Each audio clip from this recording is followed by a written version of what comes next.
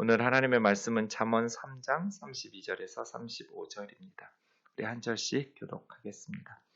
대저 패악한 자는 여호와께서 미워하시나 정직한 자에게는 그의 교통하심이 있으며 악인의 집에는 여호와의 저주가 있거니와 의인의 집에는 복이 있느니라.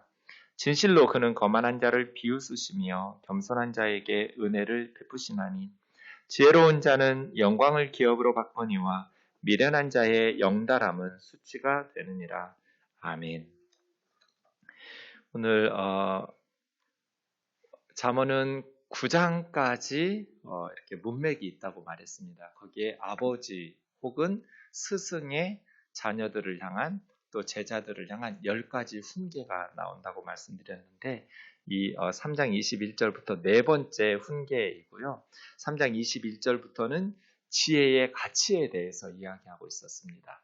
지혜가 얼마나 소중한 선물인지에 대해서 이야기하면서 오늘 마지막 지혜의 가치에 대한 아버지와 스승의 훈계를 결론적으로 말씀하는 그런 부분입니다.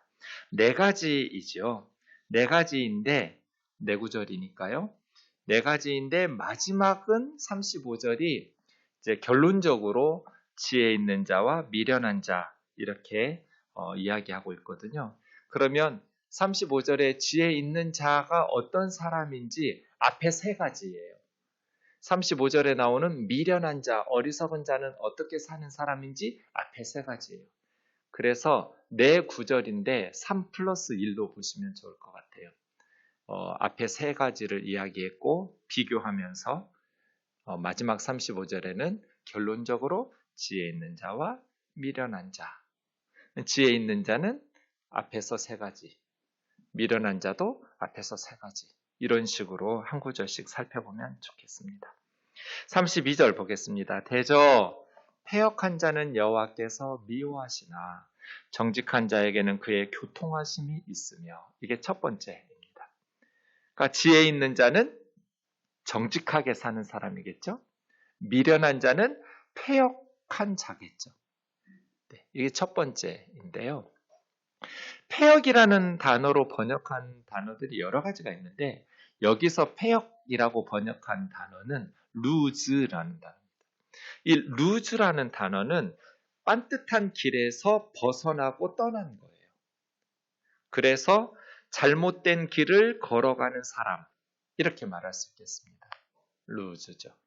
반대로 정직한 자라고 말했던 야사라는 단어의 기본적으로는 삐뚤빼뚤하지 않고 반듯하다는 거예요. 야사르, 곧다, 반듯하다. 그러니까 정직한 지혜로운 사람은 하나님의 말씀에 따라서 반듯하게 걸어가는 사람이고 미련한 사람은 하나님의 말씀을 벗어나서 빗나가는 하나님의 말씀을 무시하고 자기 스스로 가고 싶은 인생의 방향으로 걸어가고 있는 자. 그래서 사악하고 간교하게 사는 하나님의 말씀을 무시하면서 악하게 사는 사람들. 하나님의 말씀을 떠난 자예요. 이걸 패역이라고 그래요.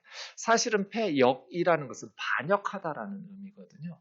그러니까 하나님의 말씀을 떠난다라는 것은 하나님께 등을 돌리고 반역하는 거거든요. 하나님의 백성으로 살기로 맹세하고 언약을 맺고 하나님의 백성으로 살기로 그렇게 약속했음에도 불구하고 하나님께 등을 돌리고 하나님을 떠나고 바른 길, 말씀 순종의 길을 벗어나서 왜곡된 길로, 뒤틀린 길로 잘못된 길을 걸어가는 패역한 자. 그는 하나님께서 미워하신다. 우리가 사네와 토에바를 배웠었는데요. 여기서 미워하신다는 보통 사네는데 토에바를 미워한다고 번역했어요. 하나님께서 여기서 토에바 하신다라는 것은 싫어하신다. 가증하게 여기고 역겨워하신다. 그런 뜻입니다. 바른 길을 벗어나서 하나님을 배반하고 떠나서 악하게 사는 사람들을 하나님께서 역겨워하신다. 가증하게 여기신다. 토해봐. 그러나 정직하게 사는 사람들, 하나님의 말씀에 순종해서 올곧게 살아가는 사람들은 하나님의 교통하심이 있다. 이 교통하심이라고 번역한 단어, 소드라는 단어가 굉장히 이렇게 우리가 사모해야 될 단어인데요. 원래 소드라는 것은 야사드라는 단어가 서로 교제하고 의논하기 위해서 함께 앉는 거예요. 함께 앉는다. 그러니까 서로 대화하고 의논하고 사귐을 나누기 위해서 친밀한 관계일 때 가능한 거죠. 아주 친밀한 사람들, 아주 친한 친구들, 아니면 아주 좋아하는 가까운 사람들과 함께 교제하고 때로는 토론하기도 하고 의논하기도 하고 사귐을 나누기도 해서 함께 모여 앉는 것, 이게 야사드예요. 그것이 이제 명사형으로 오면 소드 해서 교제, 우리는 교통하심 그렇게 말했네요. 친밀한 관계에 있는 사이에, 친밀한 관계에 있는 사람들이 함께 교제하기 위해서 둘러앉는 것, 이게 교통하심이라고 번역한 소드예요. 그런데 하나님은 어떤 사람을 가까이 하시면서 친밀하게 사랑의 사귐을 나누시는가? 정직한 사람. 바리새인들처럼 사람들 볼 때는 경건해 보이고 거룩해 보였지만 예수님의 눈에, 하나님의 눈에 사람들처럼 속지 않으실 거잖아요. 그런 바리새인들의 위선적인 경건에는 사람들은 속아 넘어갈지 모르겠지만 하나님은 속아 넘어가실 리가 없죠. 정직한 사람. 앞에서는 경건한 척하면서 뒤에서는 고아와 과부들의 재산을 탐하고 성도들의 재산을 탐하고 그렇게 해서 세상적인 것들을 누리려고 하는 타락한 종교 지도자들. 그건 정직하지 못한 거죠. 정직하지 않으면 하나님과 함께 앉아서 친밀한 교제를 나눌 수가 없어요. 이게 첫 번째예요. 우리가 생각해 봐야 돼요. 그래서 지혜로운 사람은 어떻게 살아가는가? 정직하게 살아가요. 왜? 하나님과 친밀한 사귐을 사모하기 때문에. 지혜로운 사람, 그는 하나님과 소우드, 하나님과 친밀한 교제, 교통하심, 하나님과 의논하고 대화하고 기도하고 응답하고 그러한 하나님과의 충만한 사귐들을 누리면서 살아가는데 그러기 위해서 그는 정직하게, 하나님은 슬금슬금 거짓말하는 사람들하고는 가까이 하실 리가 없어요. 우리도 그렇잖아요. 슬금슬금 거짓말하고 또 이용해 먹으려고 하고 영혼이 타락해버린, 순수하지 못하고 깨끗하지 못하고 정직하지 못한 사람하고 우리가 가까이에서 친밀하게 하려고 하는 사람은 없어요. 하나님은 정직한 자에게 가까이 하시고 친밀한 사랑의 사귐을 나누신다. 그래서 저와 여러분이 하나님과의 사랑의 사귐을 사모하고 하나님과의 친밀한 교통하심의 은혜를 사모한다면 정직해야 돼요. 하나님 앞에서. 마음에 이건 완전하진 않죠. 우리가. 때로는 우리가 죄를 짓기도 하고 마음에 이렇게 하나님 앞에 송구한 것들이 있죠. 그럴 때 진실하게 정직하게 하나님 앞에 고백하고 회개하고 하나님 앞에 마음을 쏟아내는 거죠. 경건한 척, 거룩한 척, 정직한 척, 바리새적인 위선자들은 절대로 하나님과의 교통하심을 누릴 수가 없어요. 자기 혼자 착각하는 거예요. 하나님이 하셨습니다. 하나님이 함께 하십니다. 아무리 떠들어대도 하나님은 정직한 사람과 교통하세요. 그러니 우리는 하나님의 교통하심, 하나님의 친밀한 사랑의 사귐을 사모하기에 하나님 앞에서, 사람들 앞에서 정직하고 진실해야 돼요. 두 번째 보겠습니다. 악인의 집에는 이제 개인에서 공동체로 넘어왔어요. 집으로. 여호와의 저주가 있거니와 의인의 집에는 복이 있느니라. 그래서 지혜로운 사람은 의롭게 살아요. 왜요? 하나님의 복을 기대하기 때문이에요. 미련한 사람은 악하게 살아요. 왜요? 세상에서 자기들이 원하는 것들을 얻기 위해서죠. 재물이나 권력이나 명예나 지위나. 세상의 성공을 위해서 악하게 살아서 악인의 집에 재물과 보화가 많이 있을지라도 하나님의 저주가 있어요. 그 집에. 그럼 결국 그 집이 어떻게 되겠어요? 망하겠죠. 이 저주라는 아라르라는 단어는 원래는 묶는다예요. 하나님께서 꽉 묶어버려요. 그럼 힘을 쓸 수 없잖아요. 무기력해지겠죠. 아무리 재물이 많고 아무리 지위가 높고 권력을 가지고 있다 할지라도 하나님께서 묶어버리면 힘을 쓸 수가 없어요. 영적인 기쁨을 누릴 수가 없어요. 살아날 수가 없어요. 겉으로 번성해 보이지만 쭉정이에요. 그러나 의롭게 살아가는 사람들, 이 체데크라는 의로움은 바른 관계예요. 의롭다라는 게 무엇인가? 바른 관계. 하나님과 바른 관계에 있는 사람. 옆에 있는 이웃들과 바른 관계를 맺고, 그러니까 정직하게 사는 거죠. 겸손하게. 피조 자연 세계와 바른 관계를 맺는 사람. 모든 관계가 다 바를 때 의로운 거예요. 단순히 강도짓 안 하고 도둑질 안 했다고 해서 의로운 거 아니에요. 사람이 지금 죽어가고 있어요. 강도 만나서. 그런데 제사장이 보고 피하여 지나갔어요. 레위인도 보고 피하여 지나갔어요. 사마리아 사람만 보고 불쌍히 여기면서 도와주었어요. 자, 제사장과 레위인 강도짓 안 했어요? 도둑질 안 했어요? 하지만 죽어가는 사람과 바른 관계예요? 그래서 그건 불의한 거예요. 나는 직장 생활하면서 정직하게 살았어. 나는 뭐 도둑질도 안 했고 강도짓도 안 했어. 아니요, 그거 악한 거예요.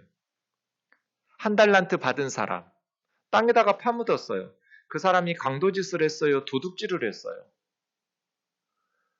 그냥 하나님 주신 거 땅에다가 파묻어가지고 다시 하나님 돌려줬어요. 근데 주인은 뭐라 하셨어요? 그 주인 하나님이죠? 악하고 게으른 종. 악하다고 그랬어요. 그러니까 성경에서 말씀하시는 악인의 집과 의인의 집은 단순히 내가 도둑질했냐 강도질했냐 이런 차원에서가 아니라 하나님과 바른 관계. 한 달란트 맡은 사람이 두 달란트, 다섯 달란트 맡은 사람은 주인과의 바른 관계를 맺으면서 살아간 거잖아요. 또 이웃과의 바른 관계. 정직하고 진실하고 사랑과 인애를 베푸는. 또 나 자신과 바른 관계, 피조 자연 세계와 바른 관계. 네. 그러한 사람의 집에 하나님께서 복을 주신다. 바라크라는 것은 번성하도록. 반대죠. 아라르, 저주는 묶어버려요. 타이에 타이. 묶어서 무기력, 파워리스. 파워가 나오지 않도록 무능하고 무기력하게 하나님께서 저주하시지만 의롭게 살아가는 사람들에게는 하나님께서 복을 주셔서 형통하게 하신다. 악을 버리고 의를 행하며 살아야 될 이유는 너무나 분명하죠. 그러니까 우리는 하나님의 복을 바라면서 얼마 전 부처님 오신 날 저희 동네 관문사라는 큰 천태종 본관이에요. 엄청 큰 절인데요. 그날 제가 오면산 등산하고 내려오면서 그쪽 길로 내려왔는데 연등이 어마무시하게 그 앞에 있더라고요. 그 등 하나하나마다 다 사람들 이름이 써있어요. 그 등을 위해서 이렇게 헌금한 절에 시주한 분들의 이름이겠지요. 다들 소원 성취 그렇게 써붙이고 누구나 복 받기를 원하죠. 소원 성취를 원해요. 그런데 복이라는 것은 등 달아 놓는다고 받는 게 아니에요. 교회다가 헌금 갖다 바친다고 복 받는 거 아니에요. 기독교를 불교처럼 만들지 마세요. 샤머니즘 종교 기복주의로 만들지 마세요. 하나님의 복은 의인의 집에 임한다. 삶은 엉터리로 악하게 살면서 남의 눈에 피눈물 나게 바른 관계 다 깨뜨려가면서 부정직하게 살면서 주일에 돈 들여가지고 좋은 것 교회다가 바치고 헌금 많이 한다고 그래서 하나님께서 복 주시는 거 아닙니다. 그건 기독교가 아니에요. 하나님께서 우리에게 주신 복의 비결은 의로운 일상의 생활에 있어요. 매일매일의 삶이 의롭게 살아가느냐, 하나님과 바른 관계, 가족들과 이웃들과 바른 관계, 그렇게 하나님 앞에서 의롭게 살아갈 때 하나님께서 형통하도록 복을 주신다.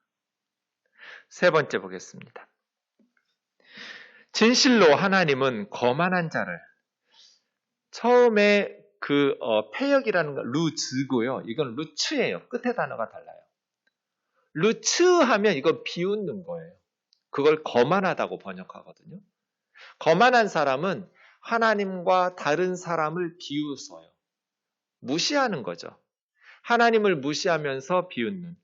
그런데 뒤에 하나님께서 거만한 자를 비웃는다 할 때도 루츠예요. 그러니까 루츠예요. 원어로 보면 같은 단어예요. 무슨 뜻이에요? 하나님은 비웃는 사람들을 비웃으신다. 이렇게 되겠죠? 그 모습 보면 정신이 번쩍 들어요. 하나님 무시하고 다른 사람들 무시하면서 교만하게 거만 떨면서 사는 모습을 하나님께서 위에서 보면서 비웃어버려요. 자기 잘났다고, 자기 하는 일이 성공적이니까 힘과 지위와 그런 권력을 가지고 있기 때문에 남들 무시하고 하나님 무시하고 거만하게 비웃으면서 사는 거잖아요. 그 모습을 보시면서 하나님께서 비웃어버리시잖아요. 하나님께서 비웃어버리면 그 사람 어떻게 되겠어요? 망하겠죠. 하나님께서 우리의 모습을 보면서 비웃지는 않으실까? 하나님께서 기뻐하시는, 은혜를 베푸시는 그러한 삶이 지혜로운 사람이죠. 하나님은 누구에게 은혜를 베푸셔요? 겸손한 자에게 은혜를 베푸신다. 거만한 사람은 비웃으시고 겸손한 사람에게는 은혜를 베푸신다. 그래서예요. 지혜로운 사람은 겸손하게 살아요. 미련한 사람은 거만하게 살겠죠. 우리에게 주신 세상적인 성공, 힘이든 지위든 권력이든 이러한 것들 때문에 거만하게 살다가 하나님의 조롱을 받으면서 한순간에 무너지는 어리석음을 자행하지 않도록 주의해야 되겠습니다. 마지막 35절 결론입니다. 3+1이라고 그랬죠? 이제 지혜로운 자, 미련한 자가 나옵니다. 지혜로운 자는 어떤 자예요? 정직하고 의롭고 겸손한 자가 지혜롭게 사는 사람이겠죠. 반대로 미련한 사람은 어떤 사람이겠어요? 패역하고 하나님의 말씀의 길에서 떠나고 악하고 악인의 집이죠. 또 거만한 루츠하면서 사는 사람을 미련하다고 했겠죠. 지혜로운 사람은 영광을 기업으로 받는다. 기업이라는 것은 후손에게 물려주는 산업이잖아요.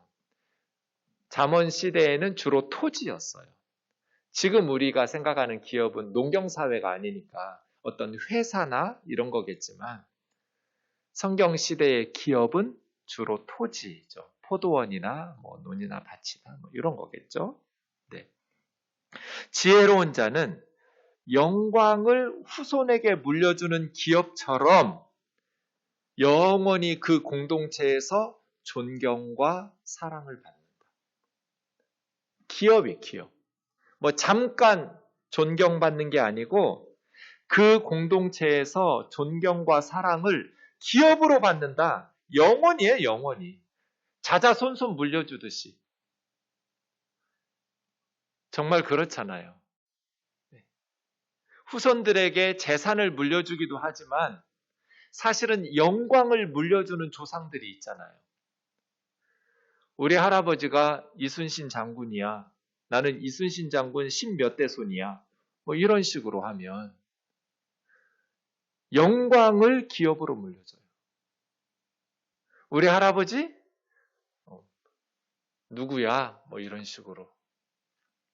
그 살아있는 동안에도 공동체에서 존경과 사랑과 칭찬과 높임을 받고 그 이름은 죽은 후에도 영광을 기업으로 물려주는 어떤 사람? 정직하고 의롭고 겸손하게 사는 사람들. 돌아가셨지만 천국에 가셨지만 너무너무 존경스럽고 머리가 숙여지고 하나님 앞에 정말 그런 분 보내주셔서 감사해요. 이런 분들이 여러분 있죠? 저는 대천덕 신부님 생각할 때마다 하나님께 너무 감사해요. 선교사의 아들로 중국에서 태어났어요. 평양에서 어린 시절 학교 다니면서 살았어요.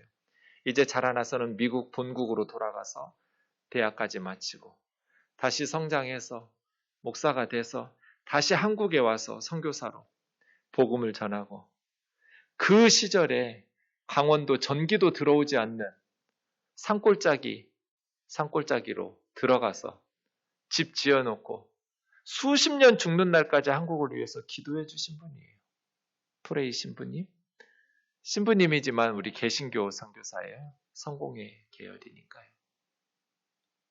대천덕 신부님이 평생 우리를 위해서 희년을 외치고 한국을 위해서 기도하다가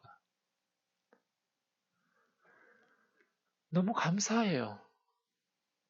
그런 분을 우리에게 보내어주신 김교신 선생님 생각할 때마다 눈물나게 고마워요. 일제강점기에 해방을 얼마 앞두고 병든 사람들 돌보다가 중학교 지리 선생님이었어요. 그런데 그 어떤 목사보다 훌륭한 크리스찬이었어요. 함석헌 선생님의 친구예요. 김교신. 일제강점기에 성서조선지로 인해서 투옥되고 선생님에게서도 이제 쫓겨나고 송기정 마라토너 베를린 올림픽 우승자의 담임 선생님이었어요. 그런 분들 생각하면 정말 하나님 앞에 눈물 나게 고마워요. 어떻게 살았어요? 정직하게, 의롭게, 겸손하게 살았어요. 그래서 영광을 기업으로.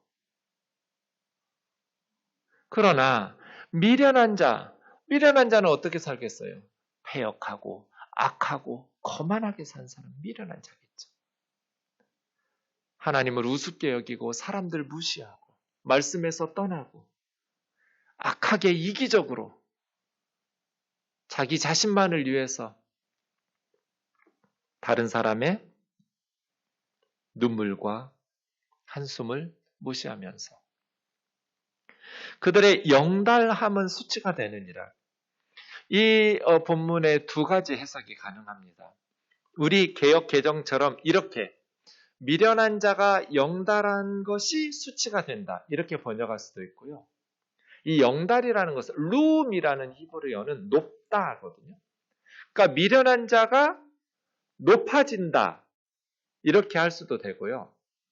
또는 미련한 자는 수치스러운 것을 높인다. 이렇게 번역해도 되는데요. 우리 개역 개정처럼 번역하는 것이 좀 더 낫지 않을까? 저 개인적으로는. 둘 다 가능하거든요. 네. 그럼 어떻게 되냐면 미련한 영달이라는 것은 높은 지위에 오르고 귀하게 된 거예요. 높아지다. 룸이니까요. 근데 미련한 사람이 높은 지위에 오르면서 이렇게 존귀하게 되는 것이 오히려 그에게는 수치가 된다라는 거잖아요. 이게 무슨 말일까요? 너무 맞는 말인데 어리석은 사람이 높은 지위에 오르게 되면 자신의 악함과 교만함과 패역함이 많은 사람들에게 노출될 거잖아요. 그래서 스스로에게 오히려 수치, 욕이 된다는 거예요.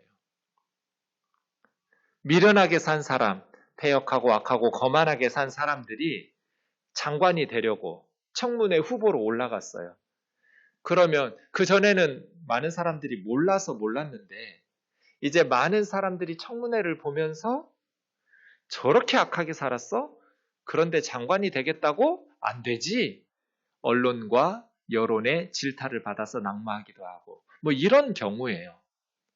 미련한 자의 영달함은 오히려 많은 사람들에게 자신의 악함과 미련하게 산 거만한 삶들이 노출되기 때문에 수치가 되느니라. 맞는 말 아니에요?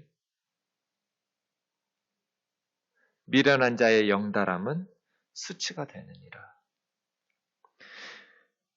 그런데 이렇게 해석할 수도 있어요. 미련한 사람은 수치를 높이 올린다. 영달을 그런 식으로. 미련한 자는 치욕스럽고 수치스러운 것을 도리어 높인다. 이게 70인경이 이런 식으로 번역하는데요. 둘 다 가능해요. 어쨌든 마지막 35절에서는 지혜로운 사람은 유산으로 물려주는 것처럼 계속해서 영광스러운 삶을 살게 되고 공동체로부터 사람들로부터 칭찬과 존경과 사랑을 받고 미련하고 어리석게 사는 사람은 높이 올라갈수록 치욕을 당하게 된다.